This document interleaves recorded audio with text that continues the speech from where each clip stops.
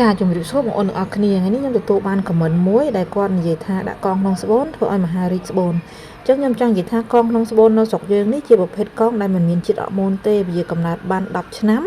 ហើយកងគាត់ជាទូនាទីក្នុងការរបាំងការជួបគ្នារវាងមេជីវិតឈ្មោលនិងមេជីវិតស្ត្រីនៅដៃស្បូនតែប៉ុណ្្នឹងឯងហើយវាជួយឲ្យរដូវស្ត្រីមកជារៀងរាល់ខែមកច្រើនល្មមគួរសមដែលស្ត្រីអាចទទួលយកបានហើយវាមានប្រសិទ្ធភាពរហូតដល់95%បងប្អូនសម្រាប់កងក្នុងស្បូនណាចាវាការពារការមានកូនរហូតដល់95%អញ្ចឹងយើងមិនបាច់បារម្ភទៅលើការមានកូនទេហើយករណីដែលមានកូននៅចៃដន្យជាមួយកងហ្នឹងគឺករណី1000ករណីអីសឹងមិនទាន់មានមួយបងប្អូនចានឹងជារឿងបច្ចេកទេសក៏ដូចជាការមកផលិតខ្សែកងជារៀងរាល់